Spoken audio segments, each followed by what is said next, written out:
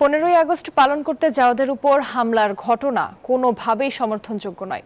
কারো জন্য শোক পালন প্রতিটি ব্যক্তি ও রাজনৈতিক দলের নিজ নিজ অধিকার।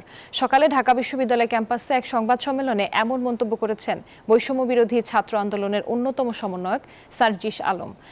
এ সময় সার্জিস অভিযোগ করেন, তাদের আন্দোলনে বহিরাগতরা অনুপ্রবেশের চেষ্টা করছে।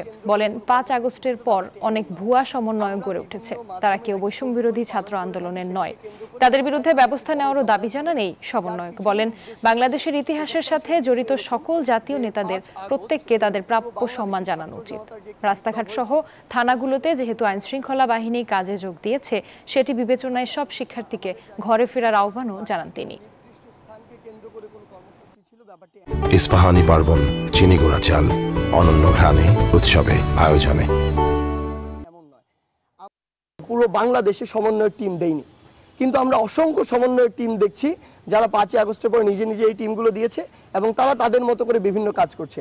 আমরা মনে করি হয় তারা ব্যক্তিগত স্বার্থের জন্য এটা করছে, হয় তারা মানুষকে হয়রানি করে লুটপাটের জন্য কিংবা অর্থ আত্মসাতের জন্য করছে। জিয়াউর রহমান যতটুকু সম্মান প্রাপ্য, তাদেরকেও আমাদের ততটুকু সম্মান দিতে হবে।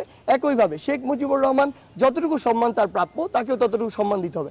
তার যে কাজগুলো সমালোচনা যোগ্য, আপনি সমালোচনা করেন, এটা নিয়ে আমার বিন্দুমাত্র আপত্তি নেই।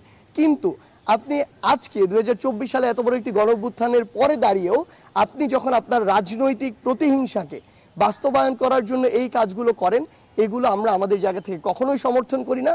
এবং আমরা মনে করি যে বাংলাদেশের জনগণের তাদের জায়গা থেকে সর্বোচ্চ প্রতিবাদটুকু করা উচিত, যে তারা এগুলো আজকে দাঁড়িয়ে কখনো এগুলো সমর্থন করে না এবং চায় না যারা এগুলো করবে তাদেরকে জনগণ বয়কট করার জন্য প্রস্তুত।